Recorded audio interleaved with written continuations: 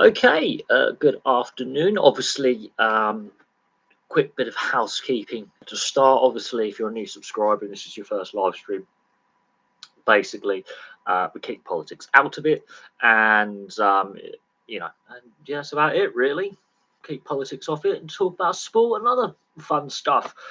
Right, lots of things going on. Mason Greenwood will not be facing trial. That's a big thing, in my opinion, it's not a good look for the sport. It's not a good look for the legal system of this country, and we'll see if he plays for Man United again and what happens there. Six Nations, backdrop to that, the Welsh Rugby Union, their ongoing scandal surrounding complaints to deal with, bullying, harassment, cultural issues, and then the banning of the song Delilah in the Millennium Stadium. That's gone down badly. And so the Welsh Union coming in the back of, complaints made about how the Welsh Union dealt with basically complaints. So if you were a member of staff at the Welsh Union, go, look, I fear there's something going on here. How they basically dealt with harassment claims, bullying claims, sexism, and the culture within the organisation. And the chief executive didn't want to resign until he was basically forced to. Obviously, the Six Nations does kick off this weekend. And obviously, with the talk about reducing the tackle height and how the English Union, the RFU, have dealt with that, and how they've come about, their proposed changes to tackle heights to the below the waist only, and then basically the backlash from community clubs, grassroots teams, fans, current and ex-players, and the way that's been handled is a bit shambolic, and it doesn't look overly professionally handled. They've decided to implement a rule change, then consult about the rule change they've implemented and how best to implement it, which is basically shambolic, and there's a fear that there could be a mass exodus of players, coaches, and fans from the game, and kids giving up the sport. And I can understand the frustration from the player base and the fan base and the coaches about this rule change, but it only impacts the community game and the lower levels of the game below the championship. Which I find interesting, rather than surely all levels should be striving to improve safety, which is where I think World Rugby has sort of failed in its remit as the governing body. There's not a universal global rugby union, right, we need to reduce the tackle height. We'll do it nation by nation and bit part. So I understand the French have trialled a reduced tackle height, and early signs suggest that yes, it is reducing injuries. Whether it's reducing concussions wholeheartedly is another thing. But the way they went about it differently, and I don't know how low they reduced the tackle height in France. And then after the RFU decides to make an utter shambles of that, the scandal involving the Welsh Union and their toxic culture within that organisation in dealing with complaints of harassment, bullying, sexism, racism, whatever. So their toxic management culture and the toxic culture within the organisation has come out. It's harassment, bullying, sexism, racism, whatever. So their toxic management culture and the toxic culture within the organisation has come out. And this comes on the back of both Wales and England sacking their previous coaches and replacing them with new coaches. And in Wales' case, the coach from before this coach. And so massive, two big nations in the World Rugby Union under massive pressure. So that's going to be interesting to see how that actually impacts the performances of players on the field. And do they get that new coach bounce, or is this really just a sticking plaster that's covering up much more deep structural issues within Welsh and English rugby? The NRL pre-season trial matches kick off this weekend as well, and we'll see what happens there. I am glad the situation with the Welsh Union has been brought to light. The fact that the then chief executive, I forget his name actually, that's how we stubbornly refused to stand down, because in reality the buck stops at the top. When you have a culture like that, and when you have a situation like that, It reminds me of the Hockey Canada situation we've seen over the last 12 to 18 months as well, in regards to how they dealt with allegations against players and administrators in regards to poor behaviour, basically, is what I'm going to describe it as. But in reality, criminality and paying off victims and all this stuff. And how sponsors like, okay, we're not going to sponsor you anymore. Sponsors tore up the contract saying, no, we're withdrawing our sponsorship at the end of our, we're not going to renew our sponsorship for the next calendar year. And eventually enough sponsors pulled out of sponsoring Hockey Canada that they eventually had no choice but to sack the entire board. Well, basically the whole board resigned or was sacked, and bring in a new chief executive. I think had this continued much longer, sponsors of the Welsh national setup would have walked. And in a time when it's economic downturn and you've got to count every single penny, and you've got to be budget more responsibly. If any sponsors were to walk away from Welsh rugby, that would kill it. And the longer it went on, the more perilous it became. But we don't know if the culture is still like that. But it does sound like it's a very entrenched, deep-rooted problem within the organisation. And we can discuss how the RFU screwed up the tackle height fiasco. At least they're trying to do the right thing. Unfortunately, when the complaints were made on a consistent basis, this wasn't just one individual going, this has happened to me, male or female. This was multiple individuals making multiple complaints, not necessarily about the same people, but same kind of thread. This kind of toxic culture exists, and they were not dealt with. And it ultimately culminated in one of them deciding, sod it, I'm going to the press. And then more were like, well, this doesn't surprise me because I've had these issues with HR. We'll call it HR, but with the union's disciplinary systems and policies. And eventually, when it became public knowledge that this was an ongoing issue, it went mad on social media, and it went from there. The rugby league, the NRL has definitely been bringing a lot of rule changes. Super League obviously has to follow. I don't see a need to reduce the tackle height. I just think player welfare in the sense of head contact, just the shoulders downwards. It's kind of common sense. And tackle technique. You don't actually have to reduce tackle height. It's just technique. Honestly, some of the tackle techniques I see, and we'll see it this weekend as well in the Six Nations, are shocking.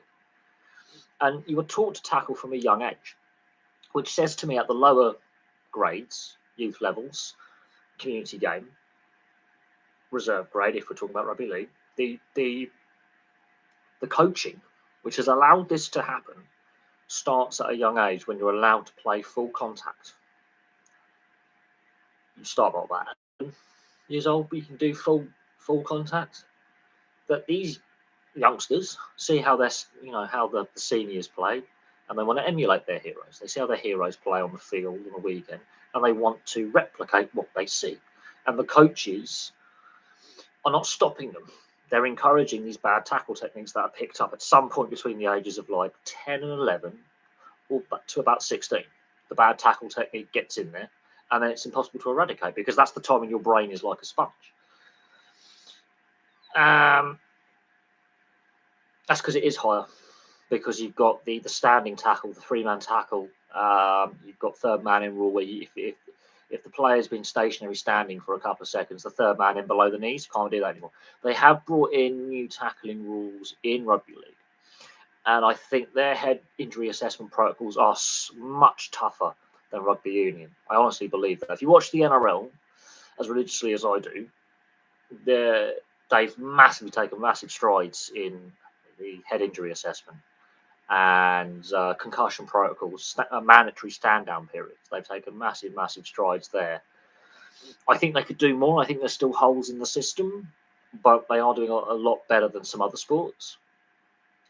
At the same time, it's not that players get concussed. They are going to get concussed regardless.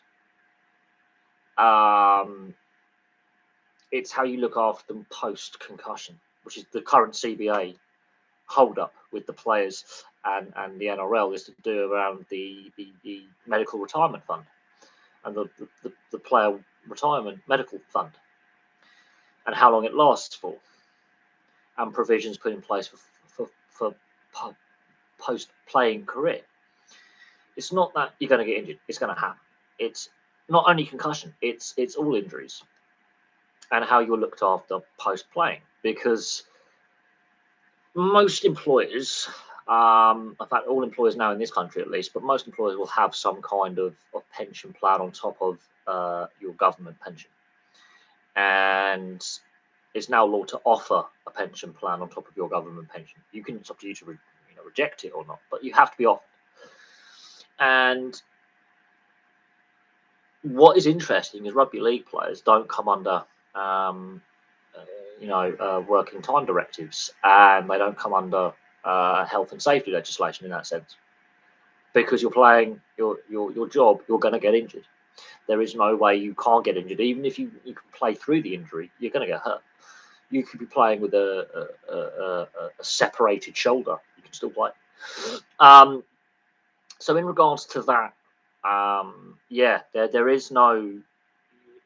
It's quite interesting. So the players don't qualify for annual sick leave, for example. They don't get all the protections of URI, where we can get your annual leave, and things like that. What they're asking for is, we want better health benefits and retirement benefits that last longer. And this is part of the reason that in 2020 Todd Greenberg lost his job, was that the NRL Players Fund, hardship fund, for example, the NRL hadn't been keeping up with payments that it was contractually obliged to have done. And so they were missing a lot of money. Or the money had been misappropriated, is a better term of looking at it. So there is that. What is the most dangerous and the least dangerous professional sport? I would say any of the martial arts are pretty dangerous, especially the ones where you get constantly. I mean, MMA, boxing, kickboxing, you're getting repeated blows to the head, like repeated blows to the head. I would say motorsport is actually quite lethal because you tend to die. Motorsport kills people every year. And I would say that in a sense that motorsport is dangerous. The risk of death is actually higher than any other professional sport, even though it's not as. Ironically, motorsport is very physically demanding. You sat in a car, for example, it's more physically demanding than people realise. It's brutal. Some of the least dangerous sports, obviously snooker. Obviously, let's be real here. But no, motorsport is just dangerous.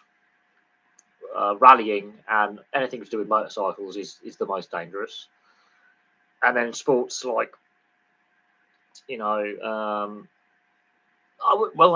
snooker and things like that, very slow paced, more mentally exhausting. But no, when we're talking about professional sport, motorsport, any kind, is just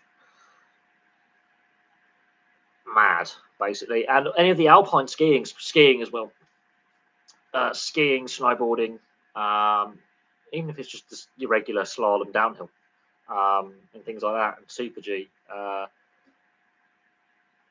But in reality, basically the extreme sports and the martial arts. The things like rugby and ice hockey, and it's more the long-term health impacts of the repeat concussions, the repeat concussive hits, the big collisions on the body, like the shoulder injuries, the knees.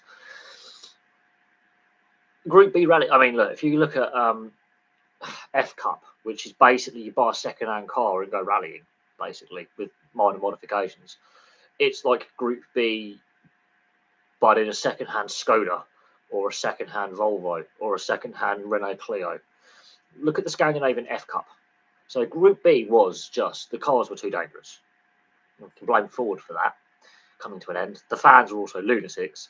But if you look at F Cup, which is basically, you go down to your local used car dealership, you find yourself, I wouldn't say a clapped out banger, but a car that's about 20, 25 years old, easy to modify. You strip out all the crap, put a skid pad on, and you change up your gearbox. roll cage, armoured fuel tank, or you get a specialist fuel tank.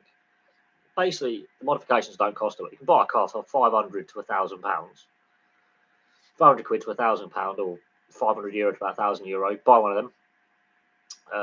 Get the racing fuel tank and roll cage installed. That's another couple of thousand max. Racing brakes, racing gearbox, transmission linkage. Put a supercharger or a turbo on the engine, probably a turbo. Skid pan, and rag the shit out of it. So you can operate on a budget of about £6,000. Could be your rallying budget for the car and the parts, and then getting spares. You just go down your local scrapyard. That's a bit of suspension. Oh, you want to modify your suspension. Basically, yeah, a rally team, their budget, just for the vehicle and the spares, could be about 40-50 grand. That's it, a year for a season, and you can do whatever you want to that car. Smash it to bits, because the car itself is cheap. F Cup is the best. It's so funny. The Scandinavians really do weekend pastimes really well, because they just go down and use car showrooms, buy a shagged out BMW 318i compact, or a 325i coupe, not an M series, or a Golf 1.6 litre GT. Rag the nuts off it, wrap it around a tree, and do it all again the following weekend. That's basically Scandinavian weekends, especially in Finland and Sweden. What are you doing? What are you doing, Klaus? Nothing much, Bjorn. I'm just going down Rejvardi to get another Skoda. Okay. Yes, the Isle of Man TT is ridiculous. As a motor racing event on the same course, it's killed over 100. I think it's 100. Is it 120 people now have died on the TT course? On the current TT course in its existence, something like that. Over 100 people. That's more than the Nürburgring. I think the Nürburgring and the Isle of Man TT course have killed the most people actually in motorsport. Yeah, they kill people for fun. A year when there's no deaths is a dull year. A year when there's no deaths is boring, apparently, because they weren't pushing hard enough. The Isle of Man TT, when someone doesn't die on a race, I mean, I think last year, it was a record for deaths or something. It was the worst year they've had in ever for the most fatalities. I think on the TT full course, and then you've got the Grand Prix course, which is the short course. There's more that it's not just the Isle of Man TT. That's the 2-week period in May. We're talking about the other events as well on the TT course. No, the Isle of Man, they are professionals. You've got Superbike and MotoGP riders have ridden that. Superstock riders. We're talking people who've raced at the British, European, and World Superbike level, and Superstock and Supersport. Now they are professional riders. Going full chat, and he was like, "No, I'm not doing this." He was offered a ride on a privateer team, and they basically said, "Do you want to just give it a couple of sighting laps?" And he did it, not on TT week, and he did the course, did a couple of sighting laps, and was like, "No, I'm not doing it." But he watched the actual TT later on that year and was like, "They're mad." The greatest motorcycle rider of all time was like, "I'm not doing that. They're batshit. They're crazy. I'm not doing it." If Valentino Rossi's not doing it, whoever, like Hickman and Chris Walker and the Dunlop family and McGuinness, Shaky Byrne, all these people who've ridden the TT course. When Valentino Rossi, who is like an adopted Englishman because his other half's English, when you know Rossi's like, "I'm mad," they're more mad. Like, "I'm insane. I'm not doing that." Tells you how ridiculous the Isle of Man TT is. I know that last year I think was the most fatalities they've ever had, or one of the highest fatality rates ever. I think there was one year there was no one died. Generally, at least the average is, I think, 2 per year is about an average year. If no one dies in a year, some of the real hardcore nutters go, "That was a shit year. They're not pushing hard enough." And you're thinking to yourself, that's insane. And North Americans don't really get rallying, and they don't really get the Isle of Man TT. The thing is, they're starting to understand what it's about. Because us Europeans, we come up with some crazy sporting concepts, and the Americans go, "There's a world championship in that? Oh, we've got to get good at that." So I'm waiting for the day that the World Rally Championship goes to the USA, and they have a rally in the USA. And I'm waiting for that day. And if that means they're doing the Appalachian mountain route or the California coastal route and roads off that, I will be a happy man. Because that, for me, would be Ken Block's legacy. Because he started making rallying popular in the US. And we are now starting to see some drivers and co-drivers give it a go. They are not on the same level as us Europeans. Not even close. And the Scandinavians are the best for a reason. But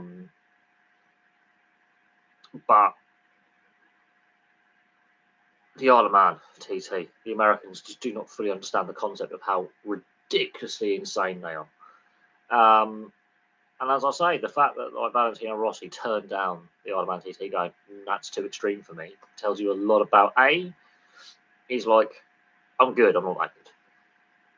B, the sheer insanity of it all. And there have been calls to ban it. Never get banned. Because the Isle of Man economy relies on it too much. But there have been calls to ban it as an event. And the same with the Ulster 250 and the Ulster 300 and all that. And the Northern 200 and the ones in Northern Ireland. And there's another one in Yorkshire. They're calls to ban road race. And the Isle of Man TTM and a few others are like, nope. Because fatalities is part of that form of motorsport. There were never calls to ban F1 when in the 60s and 70s drivers were dying on a daily basis. There were calls to make it safer, which is why they don't race at the Nürburgring on the Nordschleife anymore, the green hell, because it kills people.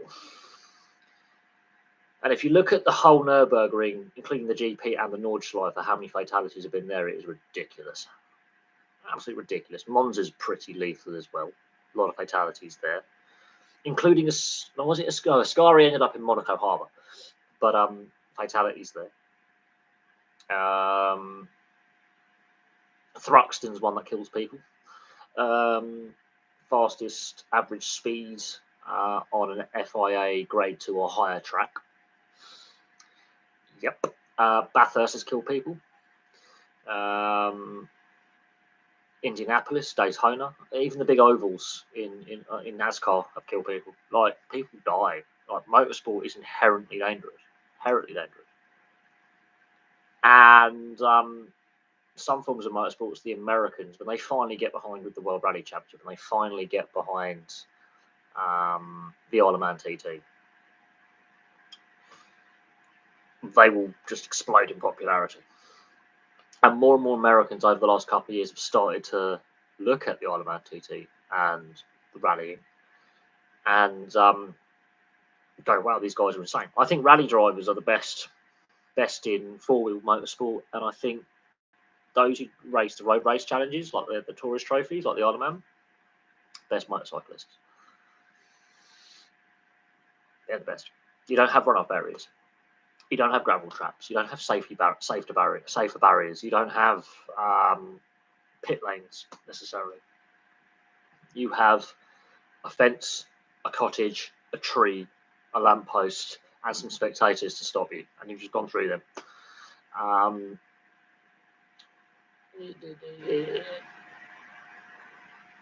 Yes, I'll be around this weekend. I'm not doing anything. I'm hovering, so I can give you a call at some point tomorrow or Sunday.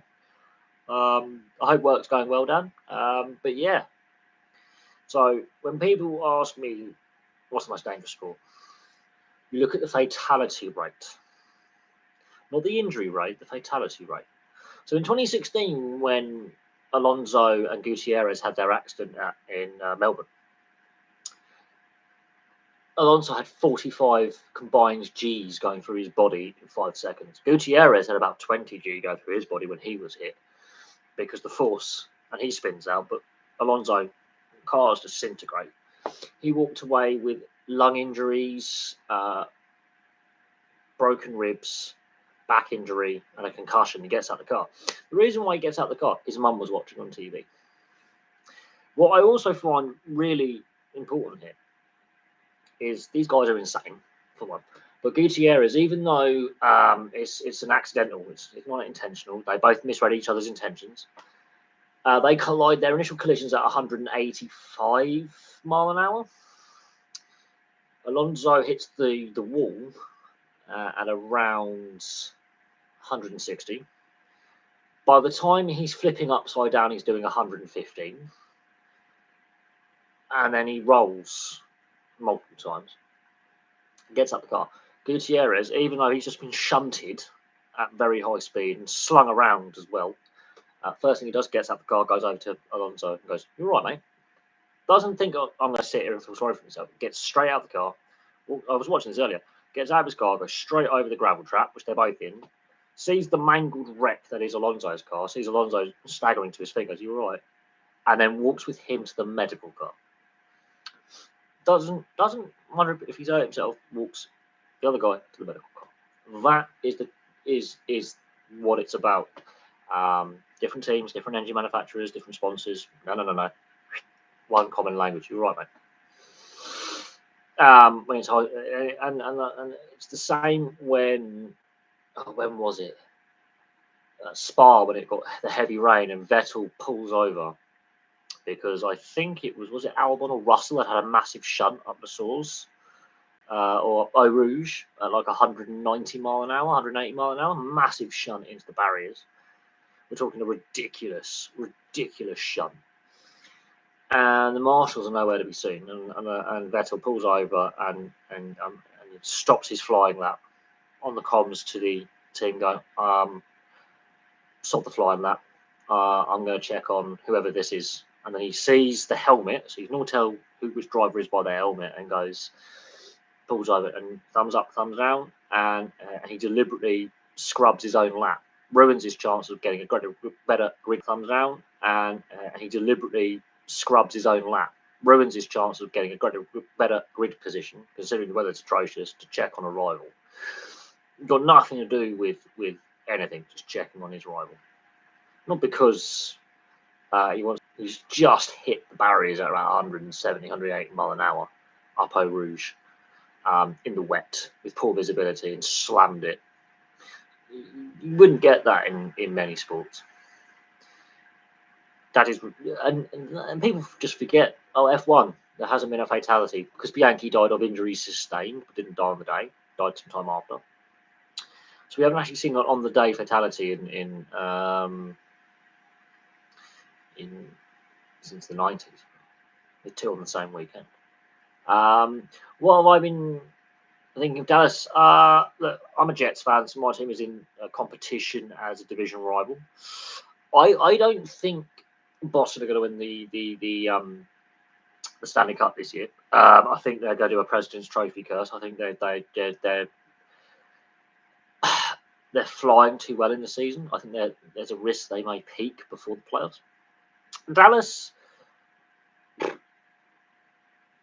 I think anyone who finishes in the top two in their division, apart from the Pacific, will have a very, very good chance.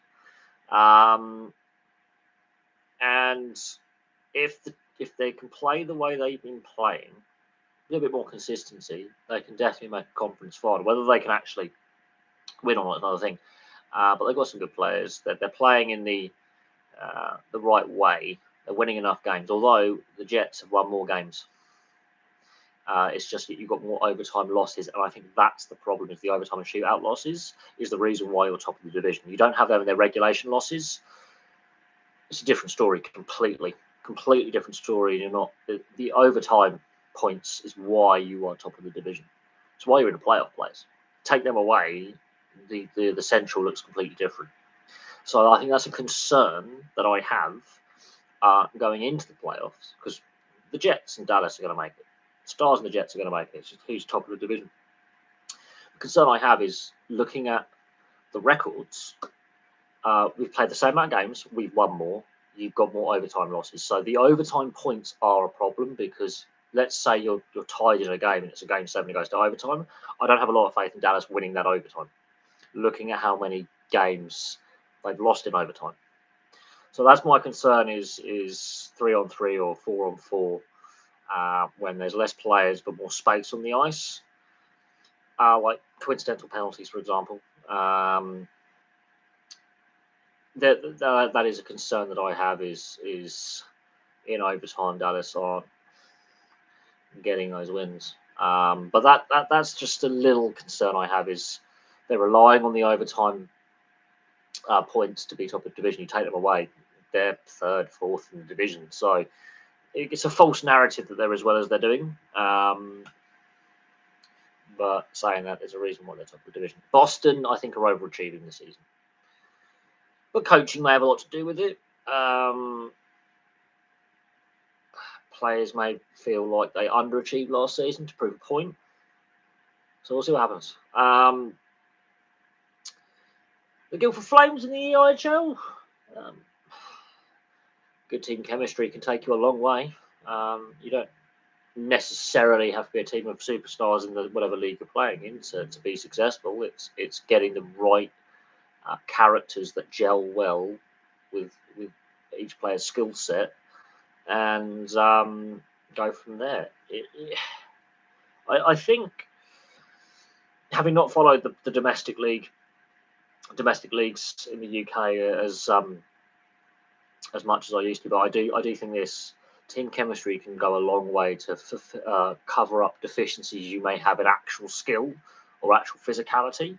If you've got a group of guys who are willing to do whatever it takes to win for each other, and block shots, do the hard minutes, big hits, grind away, then that can go a long way. Team chemistry and the team dynamic, where you build that togetherness. Doesn't matter how you do it. You build that togetherness. Can go a long way into helping the team achieve.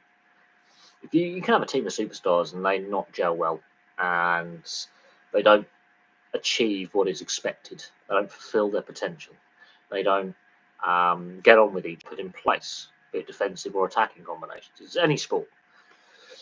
As I say, you can have a team of superstars and they fall flat on their faces, or you can have a team of hard-working, committed players, regardless of skill level and talent level and ability or whatever it may be, who achieve more because they work harder. It's not just skill alone or physicality alone that you win. So I'm not surprised, but because from season to season, like, players retire, players get traded, you sign free agents, and with certain leagues who have overseas players rules, like here we do in the UK, the import rule, where you're limited to the amount of overseas train or born players you can sign. They've obviously signed the right overseas talent and nurtured the right domestic talent to form a team that works well together with the right characters, the right leadership group. Their fitness, they could have worked more on fitness, for example, so they can stay in games where they're not blown out, where they fall away. A variety of reasons. It's like coaching tweaks, backroom changes. It could be signing one or two players who have the right characteristics to get you over the edge, and and achieve. Now, it's whether they can replicate it in the postseason and next season. If they can replicate that next season, then yes, clearly whatever they're doing, it's not a one-hit in the postseason and next season. If they can replicate that next season, then yes, clearly whatever they're doing, it's not a one-season wonder, not a flash in the pan. They can repeat that consistently over a time frame of several years. It's not a flash in the pan. But it is good to see. And it's refreshing to see a new team competing at the top. And it's not just the same of a healthy growing league when it's competitive and different teams have that down spell. Every team will have a dominant spell and then a not so dominant spell, or a more successful spell and a less successful spell. If you've looked at any of my sports team history videos, you'll see teams successful for a period, less successful for a period. I think the best one, the best team you could look at for success and failure is the North Queensland Cowboys. When they first set up, they're shit. Successful period, a couple of grand finals, they win one. Then they go through another downturn, and now they're starting to do that upward trajectory again because they've recruited well, they've well coached, and other bits. Premier League teams break basically. Well, Chelsea have spent half of that, but the spending is ridiculous and kind of shocking, to be honest. The Chelsea spend is ridiculous, but it also shows how overinflated the transfer market is and how, for the majority of the time, it's the English clubs that are overinflating it. But at the same time, obviously, with the Neymar transfer by PSG and some of their signings, that yes, some certain individual clubs, you take them out of the transfer window, it does radically and drastically alter the outcome of what is spent. Now, Chelsea have just gone on a spree. It doesn't fix the problem. What they need to do is sell some players and sign some players. And what Chelsea have done is just gone mad. They've done a Nottingham Forest just with more money. I wouldn't say whenever a foreign club. I think they are, more sensible with their spending and don't break the bank every transfer window. Actually sign good players who are worth the money they're actually paying. I could argue Leicester City, for example, are pretty good at picking up, decent players. So some of the lesser English clubs, I say lesser, but outside the big six, basically. Newcastle haven't broken the bank, really, even with the takeover. And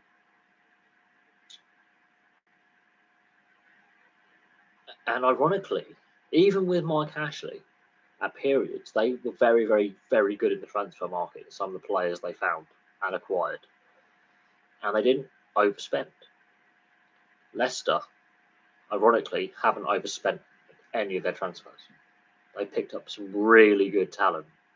Brighton have actually made money this window. Brighton, another club that haven't overspent the money. At this transfer window, they've made money. And ironically, selling players has made them better. Who knew? So when I say English clubs, suddenly the fee goes up. No, certain English clubs, because the other clubs know that they're going to spend money, and it's only a handful of clubs that I think overspend, and that's Chelsea, Manchester United, Spurs, bad with their spending, I think, and to a certain extent, Liverpool and Man City at times during their existence, although Liverpool and Man City suddenly have become very, very successful and very dominant, especially Man City, but Liverpool as well to a certain extent, on the majority of the trophies over the last 5 years, not called Chelsea, and most of their signings tend to pay off. So in my opinion, it's those clubs that I've mentioned that get fleece because they're arrogant and they constantly are after players. And in my opinion, yeah, they overinflate the transfer market massively. And then clubs like Dortmund, who've had their money issues in the past, are like, well, this helps us out. And then you have to wonder why certain clubs continue to overspend in reality.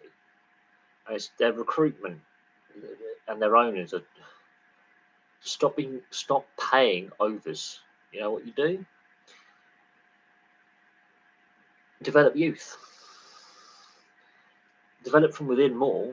Ironically, you'll make more money in the long run and your spending comes down. What it is a false economy. It's keeping up with the Joneses. So when a rival club is spending X amount, we've got to be seeking to do something. I don't have Sky, and I want Newcastle to win, but not really interested. Since it's been off free to air TV, I've had no interest in the League Cup really. I want to see Newcastle win it because I think that will be that stepping stone they need to kick on and win more silverware. I think once they win the first trophy, they will come. They will come. Like I said, it took Man City 5-6 years to be in Newcastle's position in their first cup final, which they won, by the way. Be in Newcastle's position in their first cup final, which they won, by the way, after the takeover. Newcastle are like 4 years ahead of where Man City were at the same kind of making and competing for silverware. It took Man City a lot longer to be in the position Newcastle are in right now. Now, as I say, when that first trophy comes, the rest will follow, and follow quickly. I honestly believe that. The Man United situation, will the club be sold? We know there's a bid being put in. Has the process begun? Are the Glazers finally going to bugger off? And will any potential new owner be better liked? Depends how the club is run. Liverpool, are the Fenway Sports Group going to sell some stake in the club, or are they going to sell up completely as well? Are American owners starting to really question, hang on a second, with this potential government legislation, are we going to have to, let's get out before the legislation comes in, let's cut our losses and run? Because I mean, Todd Bowley, for example, he part owns the Dodgers MLB team, Major League Baseball team. And with Major League Baseball coming to London series, he's going to want to invest in the London sports market because getting implanted in the sports culture of this country. I think what he's doing at Chelsea is ridiculous. I don't think it's working. He's going to learn that Major League Baseball and Premier League football completely different. Any comparisons between how the American sports do it and how we do it? Well, obviously, NBC has the Premier League rights in the US. I think is it Sportsnet or TSN has the Canadian rights. But I know in the US it's NBC or SNNBC, which is the sports network of NBC, have the Premier League rights, and I think Comcast have some as well.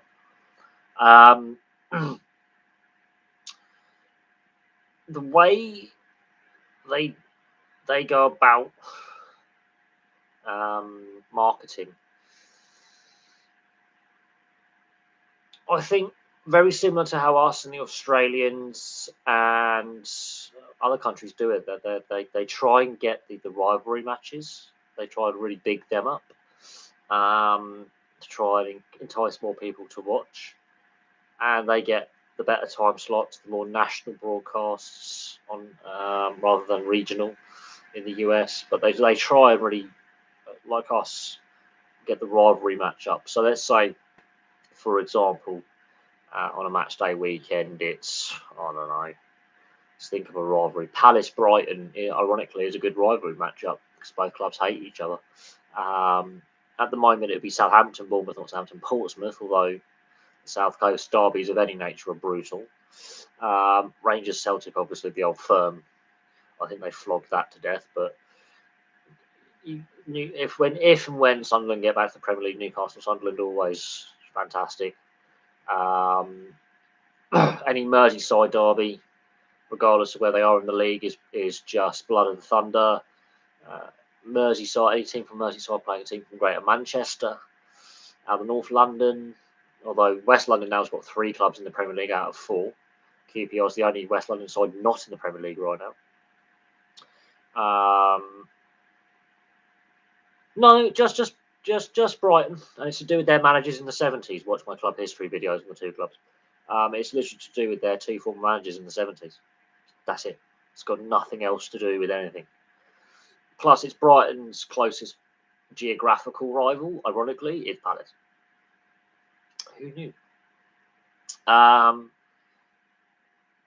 No, it's honestly not hilarious. It actually it's down to two managers. Think of it like this: going back to the mid-90s, Detroit Red Wings, the Colorado Avalanche. Bearing in mind the Avalanche were the Quebec Nordiques the season before. Let that sink in. Suddenly becoming rivals all because of one dirty play by a player in the regular season. Claude Lemieux and a dirty hit on was it McCarthy? I think it was. He put a player into the boards and broke his face. It nearly took out his eye, nearly cost him his eyesight. One dirty hit, and then suddenly the playoff series that resulted in the Stanley Cups that the teams traded over a period of time between the mid-90s and the early 2000s. And it was all to do with one dirty play by one player that resulted in more dirty plays by other players that resulted in a couple of bench-clearing brawls and suspensions and punch-ups and Stanley Cup playoffs and hatred. One play. One moment in a game that was like a couple of seconds. One dirty play leads to the better part of a decade of hatred. And then the rest is history, so they say. So there is that. So the Palace Brighton rivalry isn't hilarious. It's two managers at the time in the 70s got into a war of words because there was the issue of promotion in the lower divisions of the Football League. War of words, and local newspapers started bigging it up, and then there were some incidents at games which local and national news picked up, and then they both got promoted anyway. And then the following season, they were both going for promotion again, and the clashes continued, and the rivalry heats up, and it's been the same ever since because two managers didn't like each other. Not because the fan bases hate each other; it's because of the two managers had a dislike, and they've never been friendly since. There's been a dislike between the two men ever since because both clubs were in a heated race to the next division. To a certain extent with the NHL, I've been keeping an eye on a few scores. But it's the All-Star break, and when I get to the All-Star break, I tune out for the weekend because I keep an eye on a few scores. But it's the All-Star break, and when I get to the All-Star break, I tune out for the weekend because I can't stand the All-Star weekend. I think the All-Star weekend it's designed for kids. I think every sports YouTuber that covers the NHL, which I do occasionally, has basically said that the All-Star break is designed for kids. It's not really for the mainstream fan or the casual fan, or maybe the casual fan could see some of the skills that these players possess, but in reality, it's designed for the kids, which is not necessarily a bad thing. It's not aimed at your target fan base, your normal fan base, which is the 17, 18 to 40, 45 demographic, which is what you class your hardcore fans. It's more aimed for the younger generation and maybe some of the older generation to go, you know what, it's the grandparents and take the grandkids to the All-Star break weekend. Oh, we've got some tickets. That kind of thing. The mainstream hardcore fan base, the type that drink in sports bars and brawl in bars and, diehards, don't care. Oh, Tim and Sid Sarah, I can't stand him. Tim and Sid, yeah, can't stand Sid Sarah. I regularly bat with him on Twitter. Cannot stand Sid. He is. It's the faux outrage. It's the false anger. It's the faux outrage. It's the ranting. It's too scripted. It's embarrassing, and he can't even pronounce names and teams properly. Like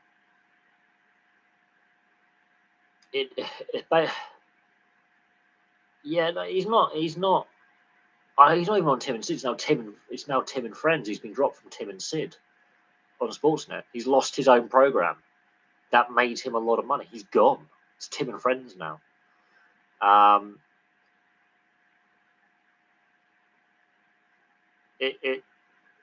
he basically became famous because he had a podcast.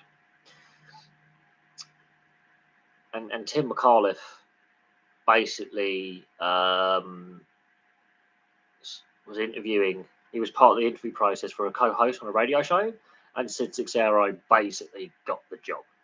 It's like Steve Dangle and the Steve Dangle podcast. That is so painful and overdone. It's cringeworthy. It's not entertainment. It's actually the way he does it.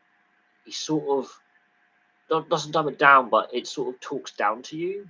It doesn't treat you, the viewer, as an educated fan or someone who wants to learn about the NHL. It's sort of very dismissive of your intelligence, and then it's so overdone and so over edited. It's just not entertaining. What Tim and Sid and then Steve Dangle and his YouTube channel, even though he's actually paid by Sportsnet to produce really crap content. No, it's worse. Talksport isn't that bad. There are certain presenters on Talksport that I think are all right. The fact that the Talksport is overly biased and obsessed with football, when in reality there's a lot of other sports we could be discussing. If you want the Irish equivalent of Talksport, it's Off the Ball, far better. Off the Ball is far better as the Irish equivalent, which I follow on YouTube, by the way, as a subscriber, than Talksport.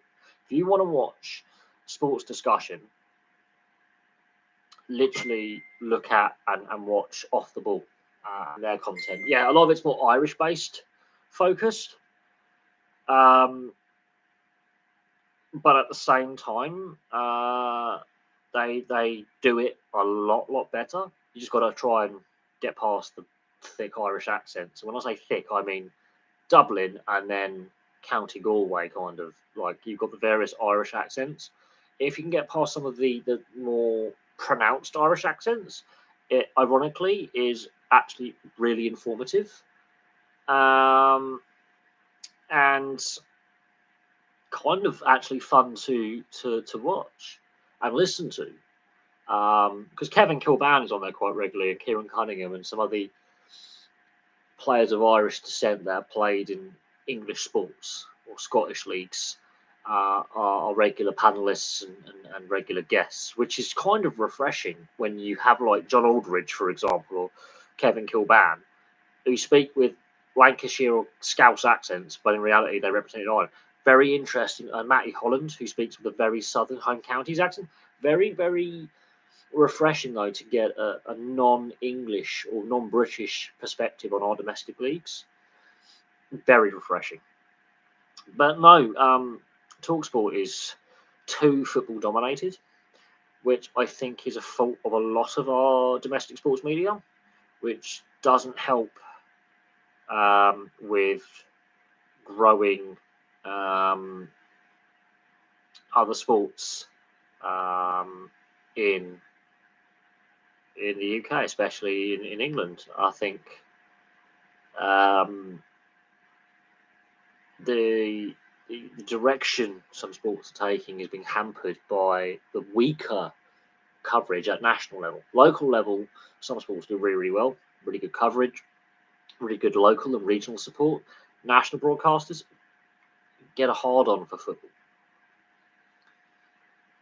And in reality, I think a lot of fans are falling out of love with football, how it's governed, how the money's distributed, some of the scandals involving football, and the transfer window, and especially Chelsea's spending sums up everything that's wrong with the sport. The Mason Greenwood situation and the Benjamin Mendy situation that is currently still ongoing, so there's still going to be fallout from both. Sums up everything that's wrong with modern football. But then you look at some of the stories coming out of the FA Cup, like the Wrexham Sheffield United match. That sums up everything that's right with the game. But then you look at predominantly the Premier League and everything that's wrong with the game. And then you look at what's happening to Southend, who've got 40 days to save themselves. They may not even complete the season. They could go out of business, which could cause problems in the National League.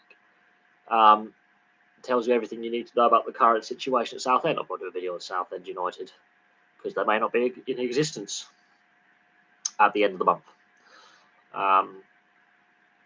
That tells you everything you need to know. And then you look at the NRL and their CBA negotiations and what the players are basically asking for. It's not pure greed. They want to look after the lesser paid, those on the lower end of the salary scale, and post-retirement medical care. It seems pretty decent, in my opinion. Look after those who are paid the least, so the league minimum salary. They want that increased, and they want better post-retirement medical care. Everton are in financial problems right now. If they go down, I think Everton will end up doing a Leeds, doing a Portsmouth, doing a Sheffield Wednesday, doing an Oldham, and basically doing a Bolton, doing a Derby County, and basically being in quite literal financial chaos. I think if Everton get relegated, they are going to be in serious trouble. And they're looking very. I don't know if Sean Dyche can be the man to turn it around and keep the club in the Premier League. But they should have hired Sean Dyche a year ago. They will be in a much better position short to medium term. But then, okay, someone else can come in and take the club to that next level. The squad's been rebuilt. The work ethic is now there. The desire is back. And then go from there. Problem is the ownership is clueless. Yeah, but Portsmouth won a trophy in more recent times. There's your difference. Portsmouth won a trophy. But Portsmouth were a Premier League. So we got into Europe, and then within 2 seasons, they're out the Premier League. They've been docked a load of points. They tumbled through the leagues and nearly went out of business.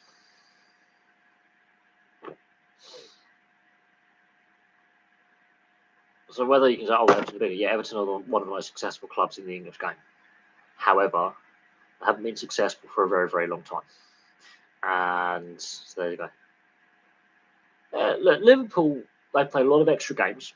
League Cup and FA Cup, that is a lot of extra games to add to an already congested season. Let that sink in.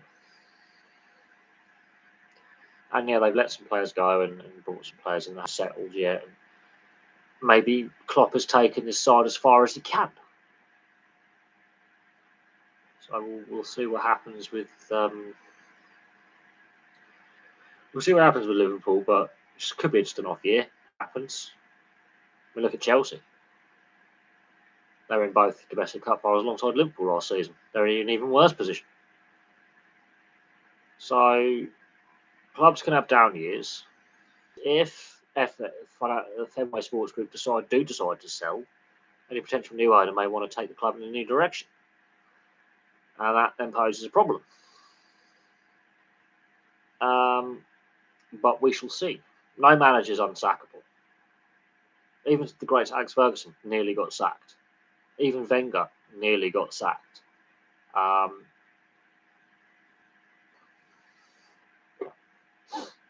People tend to forget that.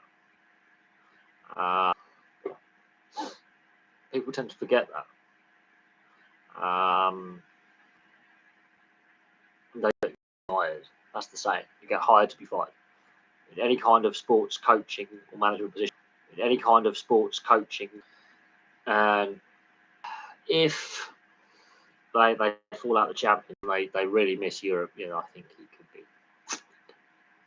I do. Because no one saw Tuchel getting sacked before Lampard this season. In fact, everyone thought Lampard would be the first manager to fall this season. Several before him. 3-4 games into the season, just unsacked.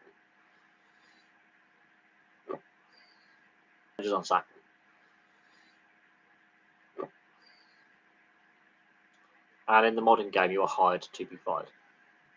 Well, we've had an hour. And how it basically, I can see the Welsh Union. I think these problems will linger, and the aftermath from them will be expensive. My Six Nations preview video in Borthwick, and Warren Gatlin's been around this roller coaster before with Wales and Ireland, but 2 new coaching appointments. and the game is having a very tough time right now.